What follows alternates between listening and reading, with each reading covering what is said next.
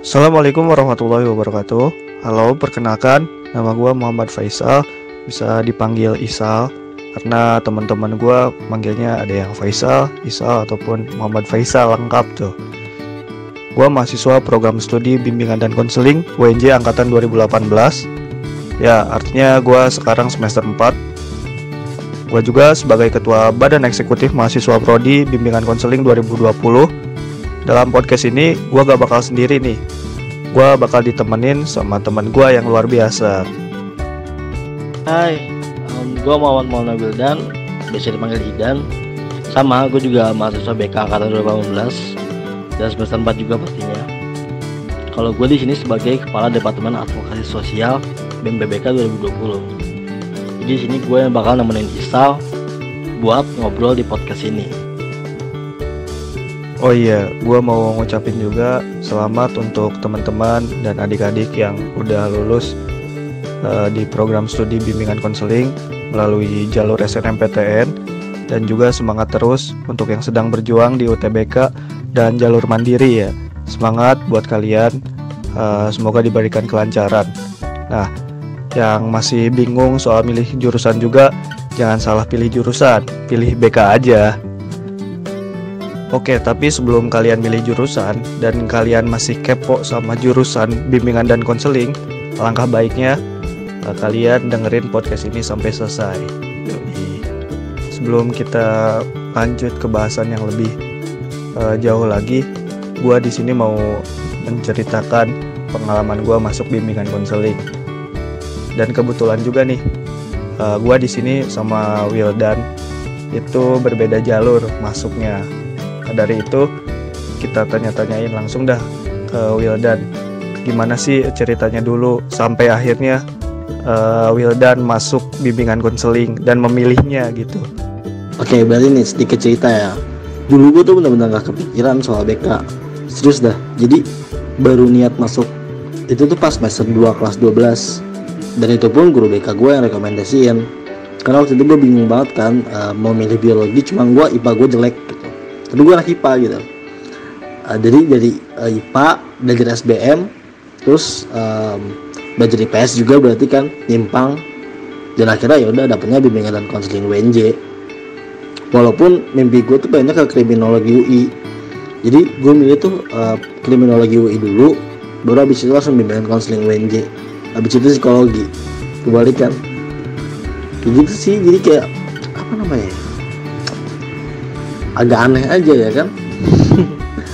Agak sangat kausan dari lu, gimana nih Sal? Ceritain perjuangan SNM lu. Karena kan lu masuk jalur SNM nih. Tapi SNM gak ada ini ya, gak ada perjuangan ya. Oke, ceritain dah gimana Sal. Oke bro, jadi cerita gua itu masuk bimbingan konseling kan lewat jalur SNMPTN ya. Jalur paling enak lah sedunia. Hanya mengandalkan nilai rapot, habis itu nunggu pengumuman, dan bisa tuh lampu hijau atau warna hijau, artinya lulus ya. Dulu juga walaupun banyak orang-orang yang bilang jalur SNMPTN itu enak, jalur hoki, tapi perjuangannya juga ada bro. Dimana gue bersaing se-IPS, karena dulu gue IPS kan di jurusan SMA-nya. Nah itu gue di ranking kan 1-10 se-IPS se-SMA itu. Nah gue bersaing tuh di situ. Dalam nilai rapot akhirnya gue masuk 10 besar dan berhak untuk mengikuti SNMPTN atau jalur undangan ya. Dan ketika pengumuman akhirnya hijau, dan hijaunya pilihan bimbingan konseling. Nah gitu. Tapi ada hal yang sangat kecewa sih di situ. Ya karena dulu gue pas awalan tuh ngeplot Unpad kesejahteraan sosial, namun karena ada teman yang lebih prefer ke situ dan menginginkan prodi tersebut, akhirnya gue kasih aja. Dan gue ganti di jurusannya, gue ganti pilihan pertama di BK UPI, lalu sejarah UPI di pilihan 2, dan pilihan ketiga di BK UNJ, dan akhirnya hijaunya ke UNJ bro, gitu. Oh iya, gue mau ngasih tahu juga, jadi pas dulu ketika memplot jurusan di SNMPTN, kita juga harus bersaing juga sama teman-teman di kelas lain ataupun kelas kita sendiri gitu. Kita bersaingnya dengan nilai rapot yang kita peroleh dari semester 1 sampai 5. Nah, ketika nilai kita di atas, maka kita bisa pilih jurusan tersebut tanpa ada halangan.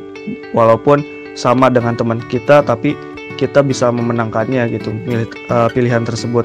Beda halnya ketika nilai kita lebih kecil daripada teman kita nih yang sama pilihan jurusannya, Bak. Nah, di situ kita bakal tersisih gitu. Gue juga kenapa milih bimbingan konseling, karena gue kagum dengan guru bimbingan konseling yang kinerjanya seperti memanusiakan manusia ya, menurut gue. Di sekolah dia sering membantu ketika ada permasalahan, juga sering masuk juga ngasih bimbingan klasikal ya kepada kelas-kelas gitu. Juga gue juga mau memaksimalkan lapangan kerja yang luas gitu, karena kan bimbingan konseling sangat dibutuhkan nih untuk sekolah-sekolah di Indonesia gitu, apalagi kan seorang laki-laki gitu, karena laki-laki jarang-jarang yang menjadi guru BK gitu. Gua mikirnya gitu sih pas dulu. Oke, kita lanjut ya kepada bahasan yang paling utama. Nah, kita bakal kepo-kepoin nih atau bedah jurusan lebih dalam lagi tentang prodi bimbingan dan konseling. Oke, gimana Dan? Kita lanjut aja Dan. Ayo, sokin lah. Oke, mungkin teman-teman sekalian udah pada dengar nih tentang bimbingan dan konseling.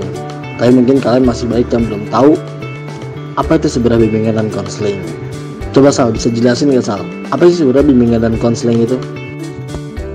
Jadi bimbingan dan konseling itu adalah sebuah proses bantuan atau pertolongan yang diberikan kepada individu atau sekumpulan individu dalam menghindari atau mengatasi kesulitan-kesulitan dalam hidupnya, agar individu itu dapat mencapai kesejahteraan dalam kehidupannya atau mandiri itu.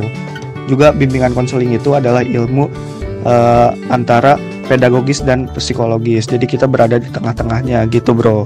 Walaupun ilmu psikologi dan bimbingan dan konseling itu mempunyai kesamaan, berhubungan dengan kejiwaan, tapi peranannya beda, Bro.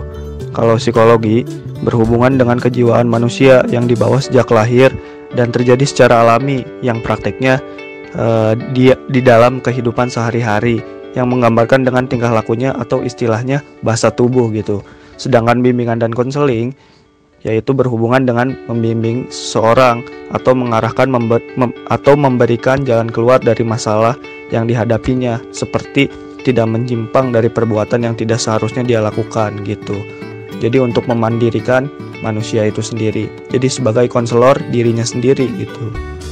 Jadi gitu ya teman-teman ya, perbedaan antara psikologi sama bimbingan dan konseling. Oke, sedikit informasi nih. Dulu mungkin kalian pernah mendengar kata BP atau bimbingan penyuluhan gitu.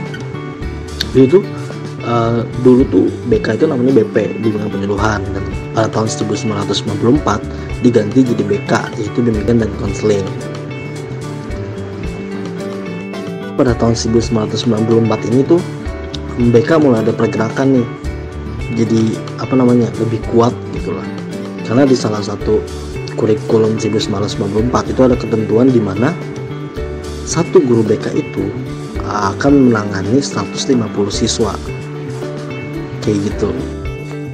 Ya betul sekali, Bro. Jadi dulu itu namanya BP, yang berganti nama menjadi BK atau bimbingan konseling gitu. Tapi masih banyak juga nih guru yang suka bilang gitu, guru BK itu guru BP. Atau di sekolah-sekolah juga nama kelasnya atau nama ruang BK-nya kadang BP strip BK gitu, Bro. Nah itu mungkin sejarahnya. Dulu itu bimbingan penyuluhan yang berganti nama menjadi bimbingan konseling gitu. Sama seperti UNJ yang dulunya namanya IKIP atau Institut Keguruan Ilmu Pendidikan, yang berganti nama menjadi Universitas Negeri Jakarta, karena kita tidak hanya di bidang keguruan saja atau kependidikan, namun kita juga umum gitu. Banyak prodi-prodi yang non kependidikan atau non keguruan itu di UNJ. Jadi kalian jangan takut juga untuk memilih jurusan di UNJ ini. Yang penting kalian milihnya bimbingan konseling. Yoi. Bener gak, Bro? Nah, bener banget tuh Sal. Jadi karena kita bimbingan konseling kita dalam merupakan profesi, yaitu kita ada badan yang menaunginya, yaitu Asosiasi Bimbingan Konseling Indonesia, yaitu APKIN. Jadi APKIN ini ya akan menaungi kita sebagai konselor atau tenaga profesi bimbingan dan konseling. Jadi kayak gitu. Jadi kita punya badan yang menaunginya gitu. Jadi semua guru BK dan konselor di Indonesia itu berada di bawah naungannya APKIN sebagai asosiasinya profesi bimbingan dan konseling. Oke, tadi itu sedikit sejarah tentang bimbingan dan konseling. Sekarang kita berlanjut ke prodi dan jurusan BK di UNJ. Oke, baik bro. Jadi gue di sini mau mengulas seputar prodi bimbingan konseling di UNJ ini. Jadi prodi BK di UNJ itu berada di Fakultas Ilmu Pendidikan. Tepatnya kalau kalian tahu UNJ, kita berada di Gedung Daksinapati VIP UNJ gitu. Nah, program studi bimbingan dan konseling ini merupakan program studi yang mempelajari mengenai pendidikan dan psikologi, dan juga bimbingan konseling berada di tengah-tengah ilmu tersebut gitu. Juga di beberapa kampus di Indonesia nama prodi BK itu beragam ya. Ada yang namanya PPB atau Psikologi Pendidikan dan Bimbingan. Jadi itu di bawah departemen. Jadi departemen di dalamnya ada prodi psikologi dan bimbingan konseling. Itu masih ada di beberapa kampus kependidikan gitu. Di UNJ sendiri ini namanya prodi BK yang seperti kalian tahu juga ya. Gak afdol kalau kita gak memberi informasi atau memberi tahu tentang visi misi prodi bimbingan konseling UNJ. Nah, di sini gue bakal memberitahu visi dan misi prodi BK UNJ. Visinya yaitu pada tahun 2035 program studi S1 bimbingan dan konseling VIP UNJ menjadi pusat pendidikan dan kajian bidang bimbingan dan konseling yang menjadi rujukan akademik dan kebijakan di tingkat ASEAN. Sedangkan misinya yaitu 1. Menyelenggarakan dan mengembangkan pendidikan bimbingan dan konseling yang menghasilkan lulusan mampu menyelenggarakan layanan bimbingan konseling berbasis multikultur dan teknologi pada setting pendidikan. Yang kedua, melalui penelitian dan pengembangan keilmuan bimbingan dan konseling. 3. Menyelenggarakan program pengabdian kepada masyarakat sebagai bentuk aplikasi keilmuan. Yang keempat, menjalin kemitraan dengan stakeholder, lembaga lain, baik nasional maupun internasional. Dan yang kelima, meningkatkan mutu penyelenggaraan bimbingan dan konseling pada sekolah di Provinsi DKI Jakarta. Selain visi misi, ada pula tujuan dari S1 program studi bimbingan dan konseling VIP UNJ, diantaranya yaitu menghasilkan sarjana pendidikan yang mampu meneliti dan mengembangkan ilmu pengetahuan dan teknologi dalam bidang bimbingan dan konseling. Yang kedua, menghasilkan tenaga pendidik profesional dalam bidang bimbingan dan konseling yang mampu menyelenggarakan layanan bimbingan dan konseling berbasis multikultur dan teknologi pada setting pendidikan. Yang ketiga, memfasilitasi mahasiswa mencapai prestasi akademik dan non-akademik pada tingkat lokal, wilayah, nasional, dan internasional. Yang keempat, menghasilkan produk riset yang dapat digunakan oleh stakeholder. Yang kelima, menghasilkan berbagai bentuk kemitraan dengan stakeholder. Dan yang terakhir, menghasilkan berbagai bentuk kepedulian sosial atau social responsibilities. Nah, itu dia visi, misi, dan tujuan dari prodi BK VIP UNJ. Sangat keren sekali ya. Di dalam humanities, memanusiakan manusia, juga kita belajar teknologi juga, biar gak ketinggalan zaman bro. Nah, tadi itu kita udah mengulas visi misi dan tujuan prodi BK. Sangat bergerak di bidang kejiwaan, manusia, dan teknologi tentunya. Nah, hal itu juga berkaitan pula dengan mata kuliah yang bakal kita pelajari nantinya. Kayak misalnya pengantar psikologi. Nah, di pengantar psikologi ini kita bakal membahas psikologi dasar tentang manusia. Terus lanjut ada juga asesmen. Nah, asesmen ini mungkin banyak yang nggak tahu ya. Jadi itu sebenarnya kerjaan guru BK tuh nggak sedikit, gitu. Nggak cuma nganggur aja, tapi kita juga ada namanya asesmen. Asesmen itu dimana kita mengakses, men-screening tentang siswa-siswa kita, gitu, tentang peserta didik kita, gitu. Jadi kita bisa tahu perkembangannya dia, permasalahannya dia melalui asesmen ini. Terus selanjutnya ada juga yang namanya filsafat moral. Di filsafat moral ini tuh kita belajar apa ya? Ya namanya filsafat lah. Jadi agak mikir di sini dan itu seneng banget gitu. Jadi kita lebih terbuka wawasannya. Karena di sini kita bisa belajar tentang moral, kebebasan, etika. Gitu. Jadi semua dibahas di filsafat moral. Lanjut ada juga konseling multikultural. Ini yang paling gue demen banget sih. Karena di konseling multikultural itu kita belajar yang namanya memahami perbedaan identitas sosial. Kayak misalnya memahami perbedaan agama, kelas sosial, seksualitas, dan dan gender juga gitu. Gitu kita akan mewawancarai identitas sosial yang berbeda dari kita gitu. Misalkan kita akan mewawancarai orang yang dari kelas sosial atas, kelas sosial bawah, agama yang berbeda, seksualitas yang berbeda kayak gitu. Nah, lanjut ada juga yang namanya TTK, teori teknik konseling. Nah, di teori teknik konseling ini kita belajar namanya teknik-teknik untuk melakukan konseling.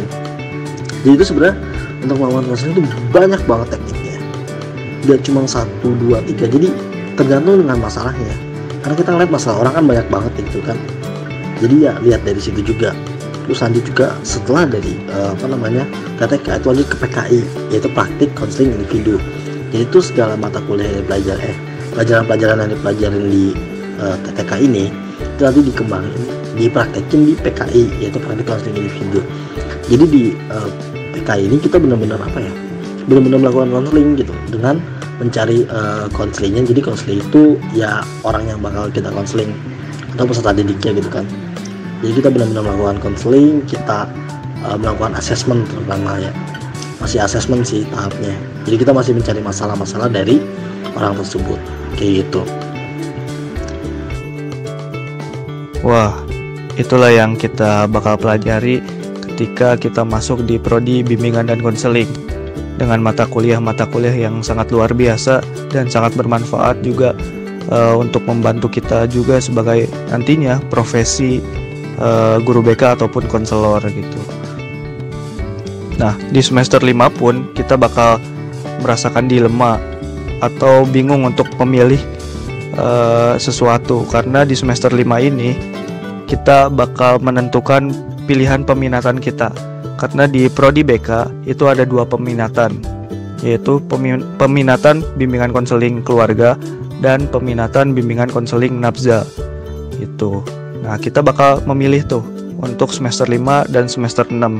Kita bakal mempelajari mata kuliah bimbingan konseling keluarga jika kita memilih BK keluarga, ataupun kita bakal mempelajari bimbingan konseling nafza ketika kita memilih peminatan BK nafza gitu. Kita juga bakal mempelajari namanya metodologi penelitian. Nah, ini semua prodi juga pasti mempelajari matkul ini, karena untuk persiapan penelitian juga menunjang skripsi kita nantinya gitu bro. Oh iya, karena BK juga tidak hanya bergerak di bidang humanitis ataupun psikologis dan pendidikan, kita juga bergerak di teknologi juga, karena kita juga mempelajari beberapa mata kuliah yang berbau dengan teknologi. Awalannya itu kita belajar komputer, kita belajar basic-basic Microsoft Word, PowerPoint, Excel, dan lain-lain sebagainya. Kita juga belajar untuk membuat media BK di semester selanjutnya gitu. Kita bakal belajar juga teknologi, aplikasi editing, dan lain-lain yang menunjang untuk kita membuat media BK nantinya gitu. Nah, jadi di BK juga kita punya tuntutan keahlian, yaitu untuk mendengar aktif. Jadi mendengar aktif di sini kita sebagai konselor kan harus bisa mendengarkan dengan seksama, dengan baik apa yang dikatakan oleh peserta didik kita gitu ketika dia berbicara. Terus selanjutnya juga ada kemampuan untuk berempati. Jadi kemampuan untuk berempati ini dimana kita harus bisa masuk ke dalam permasalahan orang lain. Lalu kita bisa memahami bagaimana apa yang dirasakan oleh peserta didik kita. Nah, selanjutnya juga ada lagi penerimaan tanpa syarat, yaitu unconditional positive regard kalau dalam bahasa itunya ya. Nah, jadi penerimaan tanpa syarat ini dimana kita sebagai konselor itu dituntut untuk memandang positif setiap orang. Artinya walaupun dia mantan perampok, mantan pencuri atau pembunuh sekalipun, kita harus bisa menerima dia. Artinya menerima dia sebagai konselor kita atau sebagai klien kita gitu. Jadi nggak boleh tuh kita memandang-mandang yang berbeda kayak gitu. Nah selanjutnya itu adalah tentang pengetahuan diri. Nah yang tadi saya bilang, guru konselor itu dituntut buat akhirnya memahami diri sendiri, memahami masalahnya sendiri juga. Jadi kalau misalnya kita nggak bisa memahami masalah kita sendiri, kita nggak bakal bisa gitu untuk akhirnya menjalankan profesi kita. Karena kalau misalnya kita ada masalah, bagaimana kita menangani masalah orang kayak gitu. Dan kita juga harus dituntut untuk memahami diri sendiri kayak gitu. Wih, keren banget tuh dan sangat bermanfaat. Jadi kita tidak hanya mempelajari mata kuliah sebatas formalitas untuk kuliah saja ya. Kita juga bakal mengaplikasikannya dalam kehidupan sehari-hari guna mencapai individu yang profesional sebagai profesi nantinya.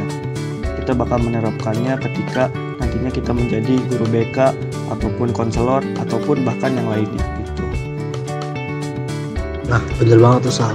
Jadi karena kita profesi, pasti banyak banget tuntutan yang memang harus kita penuhi dan bukan sekedar formalitas aja kuliah.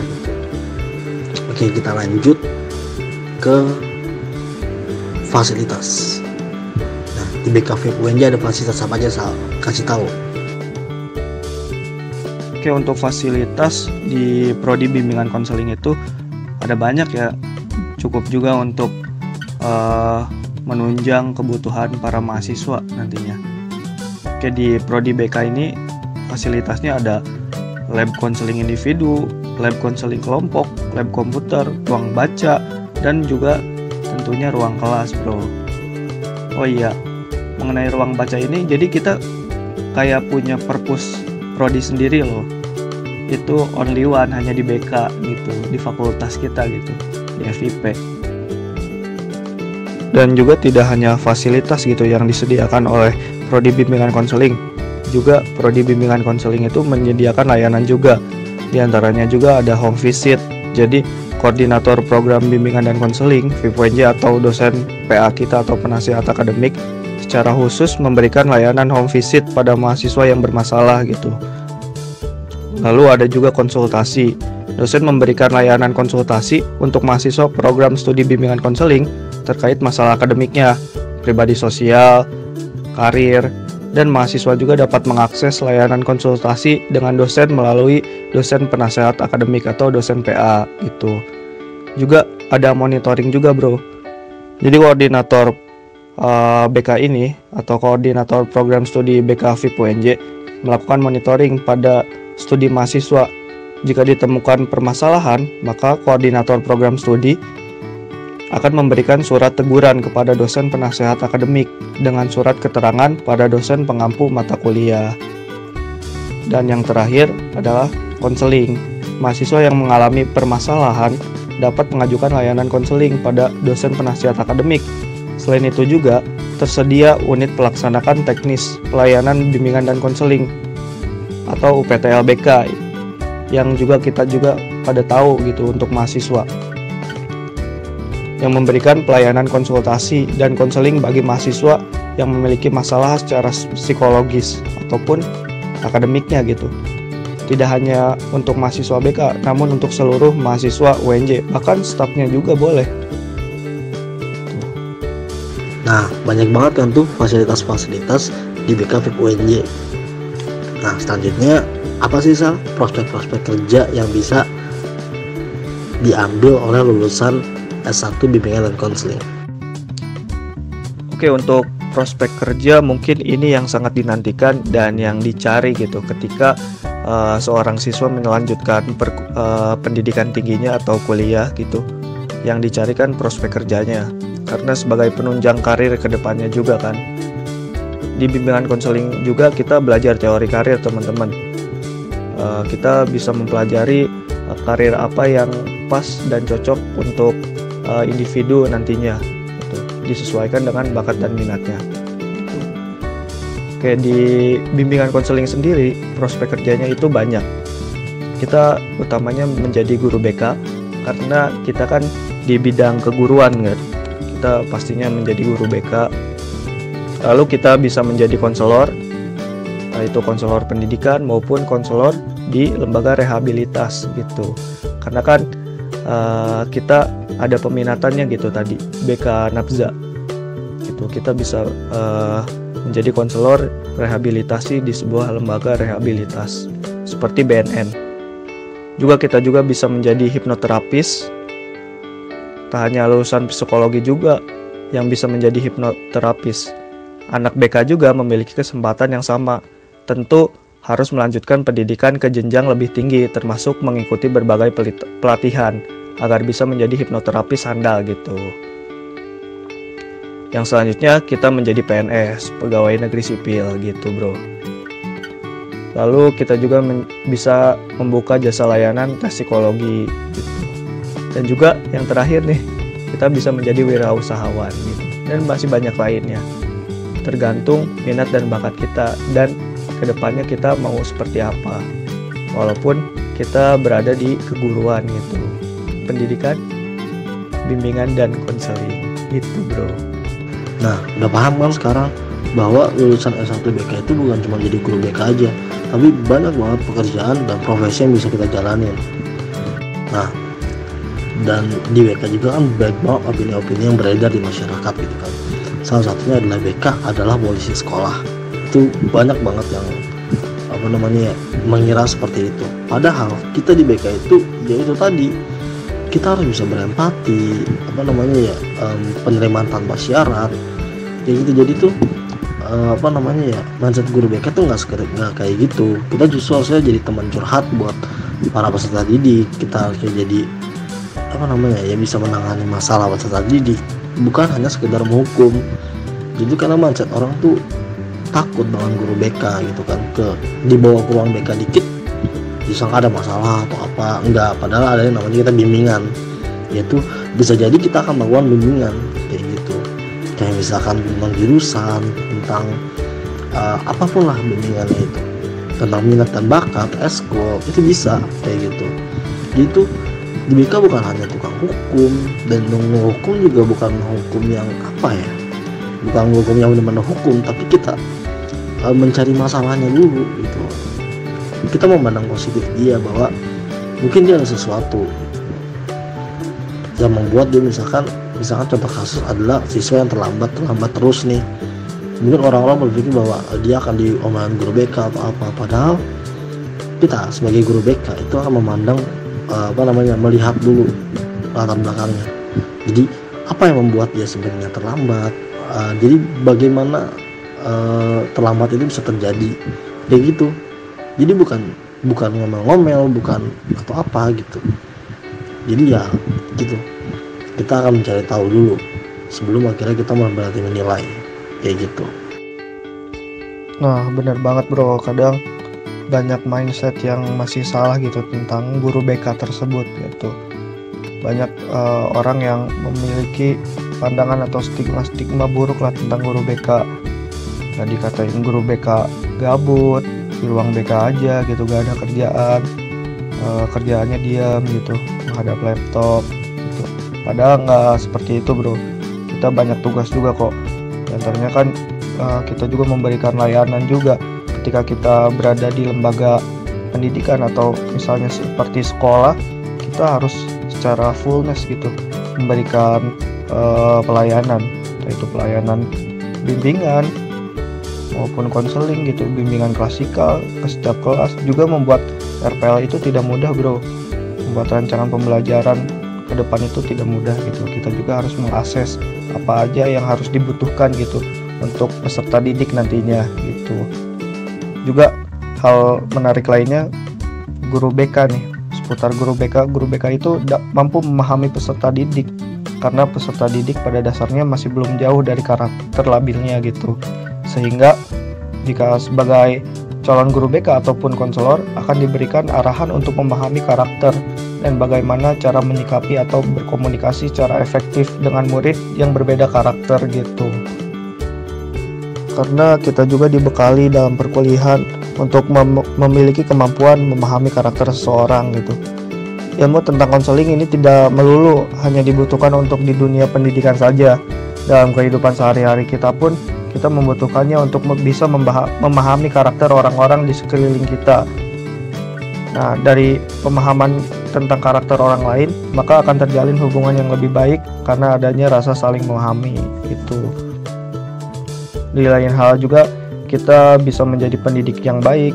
Seringkali kan seorang konselor merupakan tempat yang cocok untuk melakukan sesi tanya jawab terkait permasalahan sekolah yang dihadapi.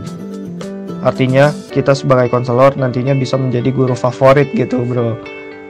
Karena kesabaran dan bijaksana dalam menampung semua pertanyaan hingga memberikan solusi atas permasalahan mereka.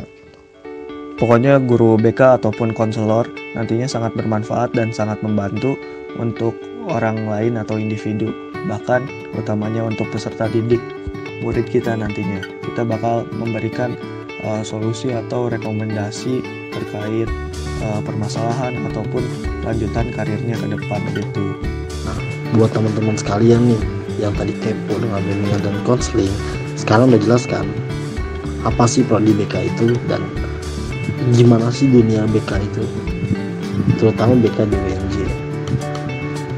Jadi buat kalian yang masih milih jurusan, bisa nih pilih jurusan BK karena prospek kerjanya dan karena cita-cita tadi kita.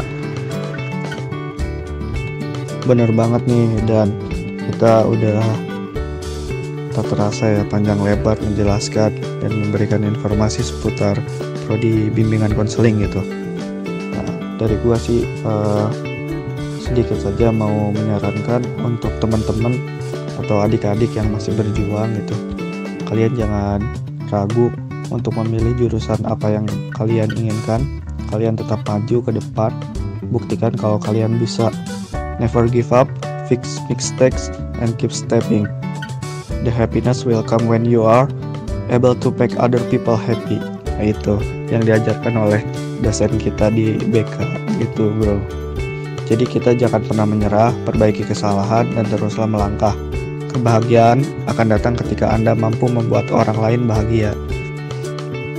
Oke, mungkin itu podcast kita kali ini. Makasih banyak untuk Wildan yang udah nemenin gua menjelaskan seputar bimbingan konseling di podcast kali ini. Semoga apa yang kita sampaikan mendapatkan banyak manfaat ya untuk kita semua. Juga berguna untuk membimbing adik-adik kita yang mau masuk program studi bimbingan konseling Universitas Negeri Jakarta. Yoi. Nah, tadi kita berdua udah jelasin banyak banget nih informasi seputar BK. Kalau kalian masih ada yang mau ditanyain atau masih kepo-kepo, kalian bisa cek di IG-nya BMPBK VIP UNJ. Di situ banyak banget informasi seputar BK juga, dan kalian bisa nanya-nanya juga melalui Instagram di DM-nya. Kayak gitu. Oke, kayaknya juga udah cukup panjang ya kita menjelaskan ya. Mungkin sekarang kita tutup aja kali ya. Oke, Isal silahkan. Nah, benar juga tuh. Jangan lupa untuk teman-teman semua atau adik-adik yang ingin melanjutkan ke program studi bimbingan konseling Universitas Negeri Jakarta, silakan kalian kepoin di Instagram BMPBK VIP UNJ. Di situ banyak informasi-informasi seputar bimbingan konseling yang tentunya sangat bermanfaat, yang bisa membimbing kalian juga nantinya. Kalian juga bisa menanyakan via direct message ataupun personal kontak yang ada tertera di akun Instagram tersebut. Yang terakhir, tetap semangat dan semboyan atau jargon andalan dari bimbingan konseling, yaitu aku cinta bimbingan dan konseling. Itu saja yang kita dapat sampaikan di podcast kali ini. Semoga bermanfaat. Assalamualaikum warahmatullahi wabarakatuh.